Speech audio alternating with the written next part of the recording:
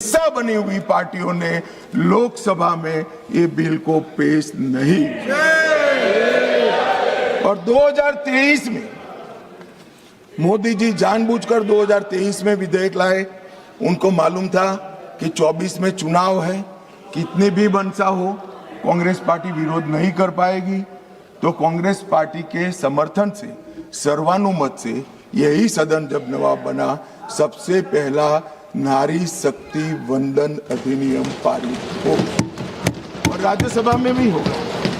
तो मान्यवर, हम तो मानते थे कि अब हो गया, मगर जब इम्प्लीमेंटेशन कराने में आए तो किंतु परंतु मगर अगर ये सारी चीजें छोड़कर आज फिर से विरोध कर रहे हैं। पांचवी बार इंडिया अलायंस की पार्टियां विरोध करिए मान्यवर, ये देश की महिलाएं कभी नहीं भूलेंगी। जब ये चुनाव में जाएंगे, महिलाओं का आक्रोश उनको सामना करना पड़ेगा और रास्ता नहीं मिलेगा। मान्यवर, ये बदलाव की जरूरत क्या है? पहली लोकसभा में 22 महिला सदस्य चुनकर आए, छठी में 19 आए, 8वीं में 44 आए, 14वीं में 51 आए, 17वीं में रिकॉर्ड 78 महिला सदस्य चुनकर आए और 18वीं में 75 महिला सदस्य चुनकर आए। मान्यवर, ये आंकड़े जो है वो हमारी माताओं बहनों की राजनीति में हिस्सेदारी लेने की उत्सुकता को प्रदर्शित करते हैं। यहां पर महिला सांसदों ने, आपने कई बार मौका भी दिया, आज भी दिया, बहुत अच्छा प्रदर्शन किया। बिल के विषय पर बोलकर, जो विषय पर चर्चा हो इस पर बोलकर बहुत अच्छा प्रदर्शन किया है। मान्यवर, हमने लेटर एंड स्पिरिट में ये महिला आरक्षण का, विमेन लेड डेवलपमेंट का हमने अनुसरण किया है। प्रधानमंत्री जी के पहले मंत्रिमंडल में 10 महिलाएं थी और ये कह रहे थे अखिलेश जी कि आपने सिर्फ एक ही मुख्यमंत्री दिया है। हमारे यहाँ सुषमा स्वराज जी दिल्ली की पहली मुख्यमंत्री बनी, उमा भारती जी मध्य प्रदेश की पहली मुख्यमंत्री बनी, वसुंधरा राजे जी राजस्थान की पहली मुख्यमंत्री बनी, आनंदीबेन पटेल गुजरात की पहली मुख्यमंत्री। मान्यवर, एक बात पर मैं ध्यान दिलाना चाहता हूँ, ये सब जगह भाजपा की महिला नेत्रियां पहली, हाँ अभी है, मगर ये तो पहली बार बनी। ये पहली बार बनी, इसका मतलब क्या है? 70 साल में कांग्रेस ने कभी उन राज्यों में महिला मुख्यमंत्री को जगह नहीं दी, इसलिए हमारा नंबर लगा है। और आज भी रेखा गुप्ता जी पहली मुख्यमंत्री नहीं है, तीसरी मुख्यमंत्री के। अरे मैं बोल रहा हूं भाई, पहली मुख्यमंत्री नहीं है ऐसा बोल रहा हूं। अरे सुनो भाई, पहली मुख्यमंत्री नहीं है ऐसा बोल रहा हूं, तीसरी मुख्यमंत्री है। और मान्यवर, हमने इस देश की पहली आदिवासी महिला को द्रौपदी मुर्मू से महामहिम द्रौपदी मुर्मू बना दिया। मान्यवर, हमने 3 दशकों से जो बिल चर्चा में आता था और नूरा कुश्ती वाले प्यार और अभाव से रिजेक्ट हो जाता था, हम इसको लेकर आए। मगर मुझे दुख है कि पहले भी जिस बिल को जिन्होंने पारित नहीं करने दिया, वो ही आज इसका किंतु परंतु अगर मगर से विरोध करने के लिए खड़े हो गए। मान्यवर, आज 14 लाख महिलाएं अब तक जनप्रतिनिधि के रूप में देश में पंचायत में काम कर चुकी है। मान्यवर,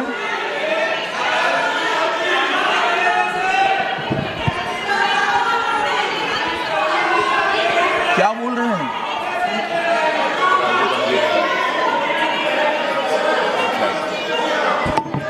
अरे ज्योतिमणि जी, मार्क कट जाएंगे। नरसिम्हा राव जी लाए थे, टिकट कट जाएगी, नरसिम्हा राव का नाम बोलो दूसरा। मान्यवर, इस 11 साल में सिर्फ महिला प्रतिनिधित्व की बात नहीं, इस देश की माताओं बहनों का, मातृशक्ति का, महिलाओं का जीवन सुचारू रूप से चले, इसलिए ये 11 साल में 15 करोड़ घरों में नल से पानी पहुंचा है। मान्यवर, नल से पानी पहुंचता है तो सबसे ज्यादा फायदा माताओं बहनों को। 10 करोड़ महिलाओं को उज्ज्वला दिया गया, 12 करोड़ शौचालय बनाए गए, 7 करोड़ 26 लाख सुरक्षित मातृत्व को दिया गया, 52 करोड़ पीएम मुद्रा योजना की महिला साहसिक बनाई गई, 4 करोड़ में से 75% माताओं बहनों को घर देने का काम नरेंद्र मोदी जी ने। और मान्यवर, जेंडर बजटिंग में 97,000 करोड़ का बजट था, नरसिम्हा राव जी ने, निर्मला जी 5 लाख करोड़ का बजट इस देश की महिलाओं के लिए। मान्यवर, हमारे लिए ये कोई मायने नहीं रखता है कि महिलाओं को प्रस्थापित करने के लिए, उनका संबल बनाने, उनके प्रतिनिधित्व देने के लिए और विधायी संस्थाओं में उनकी हिस्सेदारी देने के लिए जिसका भी विरोध का सामना करना पड़े, हम करेंगे, लड़ेंगे और महिलाओं को आरक्षण देकर रहेंगे। मान्यवर, आज मुझे एक पत्रकार का फोन आया कि भाई कल की स्पष्टता के बाद विरोध का तो कोई कारण ही नहीं बनता है, क्यों विरोध करें? मैंने बोला भाई ये रॉन्ग नंबर है, आपको राहुल जी को पूछना चाहिए, मुझे क्यों पूछ रहे हो भाई? मगर उसने कहा आपको क्या लगता है? मैं कोई ऐसा नहीं है कि सब सिर्फ महिला आरक्षण विधेयक का विरोध हो रहा है। हमने 370 समाप्त की साहब, उन्होंने विरोध किया, राम मंदिर बनाया, विरोध किया, सीए लाए, विरोध किया, ट्रिपल तलाक समाप्त किया, विरोध किया, जीएसटी लाए, विरोध किया, आयुष्मान भारत बनाया, विरोध किया, नया संसद भवन बनाया, विरोध किया, मत्स्य पालन सहकारिता मंत्रालय बनाया, विरोध किया, सीडीएस बनाया, विरोध किया, 3 तलाक खत्म किया, विरोध किया, नक्सलवाद खत्म किया, विरोध किया, आतंकवाद को सत्ते में डाला, विरोध किया, सर्जिकल स्ट्राइक, विरोध किया, एयर स्ट्राइक, विरोध किया, ऑपरेशन सिंदूर, विरोध किया।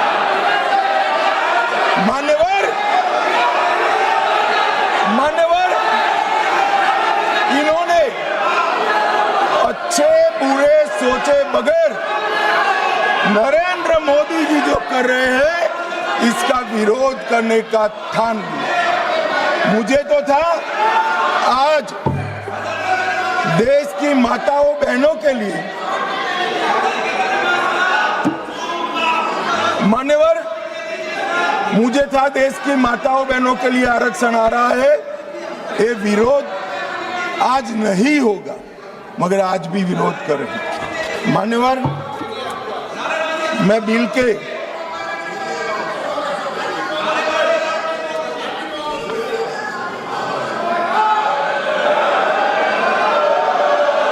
नारेबाजी मत करिए प्लीज, प्लीज।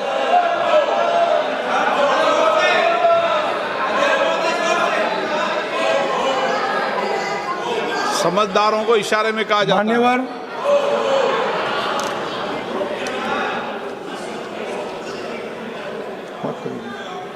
मान्यवर, बिल के ये कन्विंसिंग कर रहे हैं। सुरेश जी, अरे यार छोड़ो, सुरेश जी कन्विंसिंग मत करो, वोट डरने वाला। मान्यवर, कन्विंसिंग मत। ये जो बिल मेरे साथी अर्जुन राम मेघवाल जी लेकर आए हैं, इसमें अनुच्छेद 81/1 में संशोधन प्रस्तावित है। इससे 550 से लोकसभा के सदस्यों की संख्या 850 तक की जाएगी। मान्यवर, अनुच्छेद 81(2)(b) उसको भी कोई बदलाव के बगैर हम कह रहे हैं, इसका जिक्र मैं बाद में करूंगा। अनुच्छेद 81(3) में जनसंख्या को नवीन जनगणना के अनुसार परिभाषित करने का जो है, उसमें हम प्रोविजो क्लॉज लगाते हैं और इसको समाप्त करते हैं। इसके साथ 170A जो राज्य विधानसभाओं की न्यूनतम और अधिकतम सीटों को निर्धारित करता है, उसको जस का तस रखते हैं। 170(2) समानता के सिद्धांत राज्य विधानसभा निर्वाचन क्षेत्रों में जो है, इसके अंदर हम बदलाव करते हैं और ये सारे बदलावों का मूल उद्देश्य है कि 50% सीटें हर विधानमंडल और संसद में बढ़ाकर माताओं बहनों को 33% आरक्षण दिया जाएगा। मान्यवर, मैं अभी बताया कि 2023 में सर्वसम्मति से ये बिल पारित हुआ है, मगर आज किंतु परंतु अगर मगर से कांग्रेस पार्टी पीछे हो रही है। मान्यवर, इसके मुझे दो ही कारण दिख रहे हैं कि ये बिल नरेंद्र मोदी जी ला रहे हैं। अगर ये महिला आरक्षण होता है तो देश की माताओं बहनों में मोदी जी को यश मिलेगा। मान्यवर, मोदी जी ने बड़ा हृदय कर एडवर्टाइज देकर उनको यश देने का कह दिया, फिर भी ये नहीं मानते हैं। मान्यवर, उनको लगता है कि महिलाएं ज्यादा मोदी जी को वोट देती है, उनको क्यों भला रिजर्वेशन दे। तो मैं बताता हूं कि आप रोक नहीं। आज ये 23 में इस सदन में से देश की महिलाओं को जो वादा किया था 23 में 33% आरक्षण का, irrespective of party, irrespective of member, पूरे सदन ने वादा किया था, इससे पीछे हट रहे।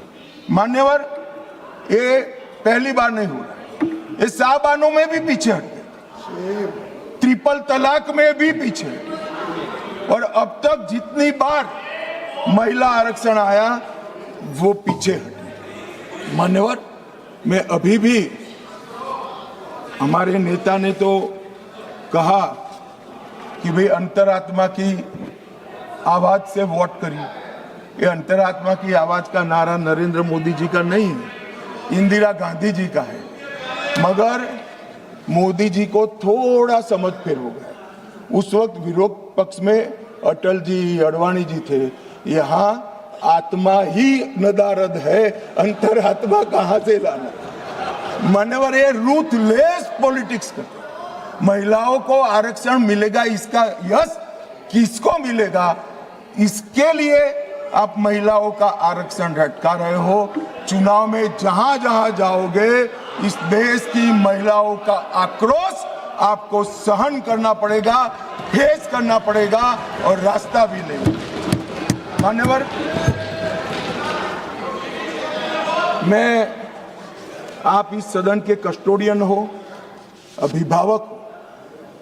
मैं टीवी पर विपक्ष के नेता का भाषण सुन रहा था। आपकी जिम्मेदारी है कि ये सदन की गरिमा पूरे देश में और विश्व में बनी रहे।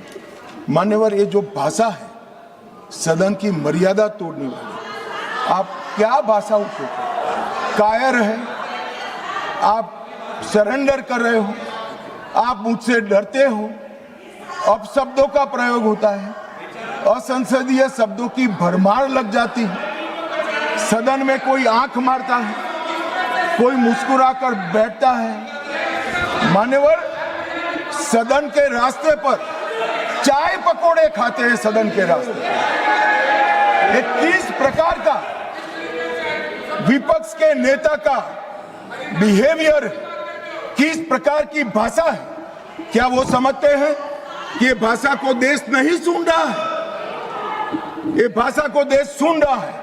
आपकी और आपकी पार्टी दोनों का परिचय देश को हो रहा है। मान्यवर, संवैधानिक संस्थाओं का अपमान करते हैं, फ्लाइंग किस कर देते हैं, धक्का मुक्की करते हैं, बाहर जाकर बयानबाजी करते हैं कि सरेंडर हो गए।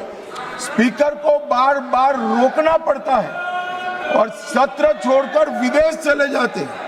मान्यवर, मैं इतना जरूर कहता हूं कि ये भाषाओं में तीव्रता से भावनाएं व्यक्त नहीं होती है। सदन में बोलने की कला आपके बहुत सारे सीनियर लोग हैं, उनसे सीख ले, और सीनियर लोग ना हो तो प्रियंका जी ही है, उनसे थोड़ा सीख ले कि सदन में कैसे बोलना चाहिए। मान्यवर, ये कहते हैं ये क्रूर बिल है, महिलाओं को आरक्षण देने वाला बिल क्रूर बिल है। उत्तर और दक्षिण के बीच में भेदभाव कर रहे हो, दक्षिण का प्रतिनिधित्व कम हो जाएगा। इतना कल समझाने के बाद भी अगर ये स्टेटमेंट आता है मान्यवर, तो मैं मानता हूं ये जानबूझकर दिया गया स्टेटमेंट है। मान्यवर, मैं विपक्ष के नेता राहुल गांधी जी को, पूरी कांग्रेस पार्टी को और विपक्ष के उनमें को इस देश का परिचय कराना चाहता हूं कि हजारों साल पहले राम सेतु बनाने के लिए जिस गिलहरी ने योगदान दिया था, वो गिलहरी को भी आज अवध्य माना जाता है इस देश में। इतना उपकार याद कर रखती है। और हजारों साल के बाद भी हवन में हड्डियां डालने वाली ताड़का को भी याद रखा जाए। आप महिलाओं को आरक्षण देने वाला एक पवित्र यज्ञ रूपी जो बिल है, इसमें विरोध की हड्डियां डाल रहे हैं। इस देश की महिलाएं आपको माफ नहीं करेंगी। आपका